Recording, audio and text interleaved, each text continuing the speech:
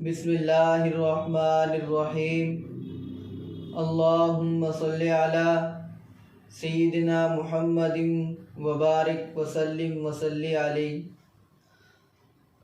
اللہ تعالیٰ نے انسان کو اس دنیا میں بھیجا تھا آخرت کو کمانے کے لیے، لیکن انسان اس دنیا کی رنگینیوں اور لذتوں میں ایسا پڑ گیا کہ آخرت ہی کمانے کو بھول گیا۔ ایک بادشاہ نے اپنے وزیر کو باغ میں بھیجا اور کہا کہ یہ ٹوکرا لے کر باغ میں جاؤ اور باغ میں سے جو سب سے عمدہ پھل ہوگا وہ اتار کے لانا، اور کہا کہ باغ کے 4 حصے ہیں، 4 حصوں میں سے کسی ایک حصے کا جو سب سے عمدہ پھل ہوگا وہ اتار کے لانا، اور یہ کہا کہ شرط یہ ہے کہ جب آپ ایک حصے میں سے دوسرے حصے کی طرف چلے جاؤ گے تو واپس پہلے حصے میں نہیں آنا۔ وہ وزیر ٹوکرا لے کر گیا۔ جب وہ سب سے پہلے حصے میں گیا اور کیا دیکھتا ہے، کیا ہی عمدہ پھل تھے۔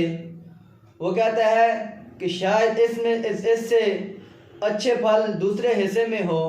جب وہ دوسرے حصے میں گیا دیکھتا ہے بہت ہی عمدہ پھل تھے۔ وہ تیسرے حصے میں چلا گیا۔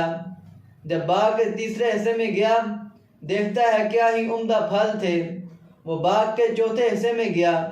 جب دیکھتا ہے تو ادھر درخت تھے اور پھل نہیں تھے، تو اس نے افسوس کیا کہ اے کاش اگر میں نے پھل باغ کے پہلے حصے سے اتار لیتا تو کیا ہی فائدہ مند ہوتا۔ اب وہ افسوس کرنے لگا اور وہ سوچنے لگا کہ میں پھل بھی لے کر نہیں جاؤں گا، اب تو میں سزا کا مستحق ہو گیا ہوں۔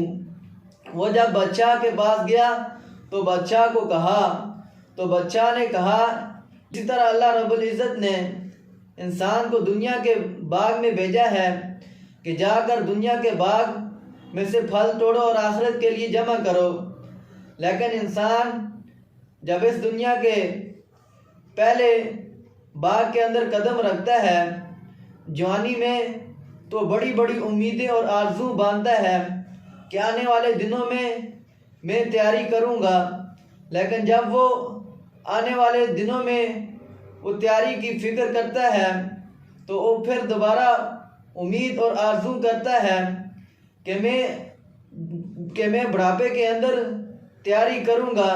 لیکن جب انسان کو بڑھاپا آتا ہے تو انسان یہ سوچتا ہے کہ موت سے کچھ دن قبل میں آخرت کی تیاری کروں گا، لیکن بعین ہی جب انسان کو مرنے کا وقت آتا ہے، حضرت عزرائیل علیہ السلام آتے ہیں تو پھر انسان کو 1 سیکنڈ کی بھی مہلت نہیں دی جاتی، تو پھر انسان بجائے افسوس اور پچھتاوے کے کچھ بھی نہیں کر سکتا۔